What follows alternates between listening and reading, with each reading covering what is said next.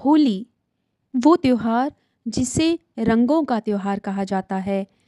वो त्योहार जिसे बुराई पर अच्छाई की विजय का प्रतीक माना जाता है।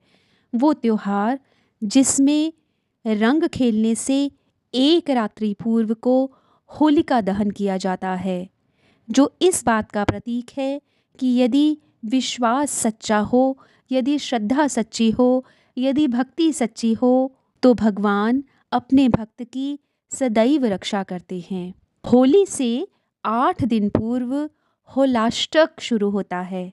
आप में से कुछ लोग जानते ही होंगे कि होली से 8 दिन पूर्व होलाष्टक आरंभ होता है। होलाष्टक यानी होली एवं अष्टक का मिला हुआ शब्द। होलाष्टक आरंभ होता है फागुन मास की शुक्ल पक्ष की अष्टमी से, यानी अष्टमी, नवमी, दशमी, एकादशी, द्वादशी, त्रयोदशी, चतुर्दशी और पूर्णिमा, ये 8 दिन जो कि होली से पहले आते हैं उनको होलाष्टक कहते हैं। और होलाष्टक फागुन मास की पूर्णिमा की रात को होलिका दहन तक चलता है और उसके पश्चात होलाष्टक समाप्त हो जाता है। होलाष्टक से संबंधित एक अति महत्वपूर्ण जानकारी है। और होलाष्टक इतना महत्व क्यों रखता है, आइए इसको जानते हैं। होलाष्टक में क्यों कोई मंगल कार्य नहीं किया जाता, इसके पीछे एक विशेष कारण है कि माना जाता है और कहीं कहीं हमारे शास्त्रों और ग्रंथों में भी निहित है, वर्णित है कि इन 8 दिनों में 8 ग्रह उग्र अवस्था में होते हैं और यह 8 दिन एक प्रकार से सूतक काल माना जाता है। वही काल जिसमें कोई भी शुभ व मंगल कार्य नहीं किए जाते। वह समय, वह दिन जिनके दौरान मुंडन संस्कार वर्जित होते हैं, जिसमें भूमि को खरीदना या बेचना नहीं चाहिए, सगाई, शादी, विवाह नहीं होने चाहिए, वाहन नहीं खरीदना चाहिए, कोई भी शुभ कार्य के लिए बड़ी यात्रा नहीं करनी चाहिए, गृह प्रवेश नहीं करना चाहिए या कोई भी और मांगलिक कार्य नहीं करना चाहिए।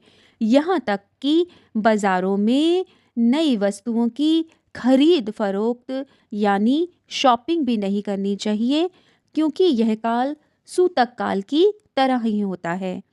मान्यताओं के हिसाब से अगर कोई नया विद्या अध्ययन करना हो या जात कर्म संस्कार हो या शादी या नामकरण हो, किसी व्यापार में निवेश का प्रारंभ हो, तो यह कर्म भी वर्जित हैं। कहीं कहीं तो यह भी मान्यता है कि इन 8 दिनों में शौर कर्म भी वर्जित हैं, क्योंकि यह माना जाता है कि इस होलाष्टक के 8 दिनों में 8 ग्रह उग्र अवस्था में होते हैं।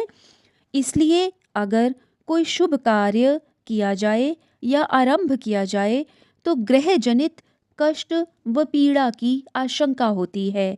शादी ब्याह के मामले में संबंध विच्छेद होने की आशंका रहती है। घर में, परिवार में कलह, बीमारी व अकाल मृत्यु के योग बनते हैं। क्योंकि ग्रह उग्र अवस्था में रहते हैं, इसलिए किसी भी शुभ कार्य को करना अच्छा नहीं माना जाता। होलाष्टक के दिनों में विशेष तौर से हनुमान जी, भगवान विष्णु और भगवान नरसिंह की पूजा करने का अतिशय फल प्राप्त होता है तथा इन दिनों में महामृत्युंजय मंत्र का जप भी किया जाना चाहिए। कहीं कहीं हमारे ग्रंथों में यह भी प्रचलित है कि इन्हीं दिनों में, या फिर यूं कहें कि फागुन शुक्ल अष्टमी के दिन कामदेव ने शिवजी की तपस्या भंग की थी और क्रोधावेश में भगवान शिव ने कामदेव को भस्म किया था। इसलिए इसी अष्टमी से लेकर जब तक होलिका दहन नहीं होता, होलाष्टक माना जाता है और इन 8 दिनों में किसी भी तरह के शुभ व मंगल कार्य नहीं किए जाते।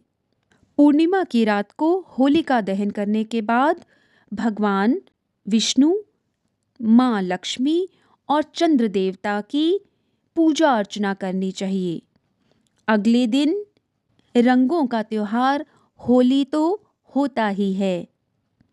आइए जानते हैं अपने धर्म को, अपने शास्त्रों को और प्रयास करते हैं कि शास्त्रोक्त विधि से धर्म के मार्ग पर चलकर अपने दुर्लभ मनुष्य जन्म को सफल बनाने का प्रयास निरंतर जारी रखें।